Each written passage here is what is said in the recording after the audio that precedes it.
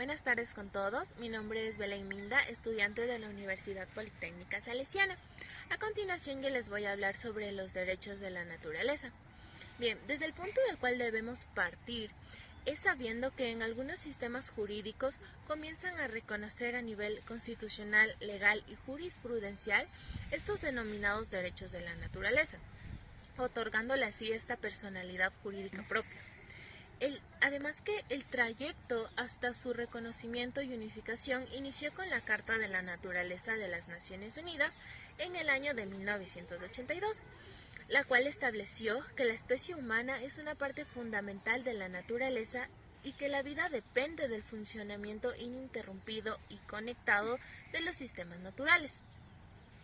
Además, este advierte que toda forma de vida es única y merece ser respetada cualquiera que sea esta su utilidad para el ser humano.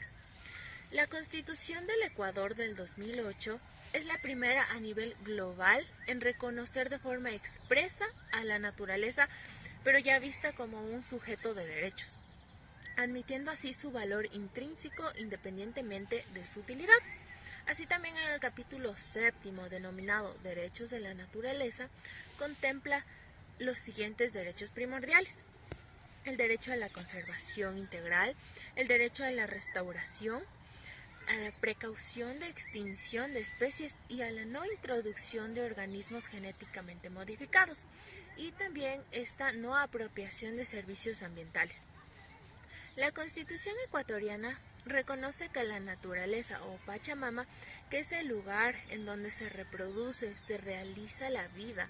Por lo tanto, ésta tiene derecho a que se respete integralmente su existencia y mantenimiento y regeneración de ciclos vitales, estructura y funciones de procesos evolutivos.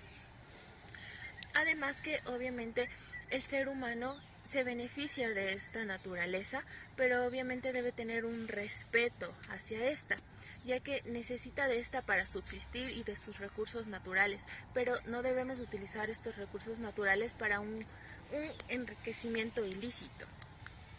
Así lo provee la Constitución ecuatoriana, que dispone su aplicación e interpretación acorde a los principios de la norma suprema. Muchas gracias. También se debe tener en cuenta que la representación de estos derechos corresponden a las personas, comunidades, pueblos y nacionalidades. Para lograr establecer esta innovación fue necesario un proceso político transformador, que ha sido el resultado de la ampliación del reconocimiento de los derechos que se ha conseguido mediante una intensa lucha política para cambiar el derecho.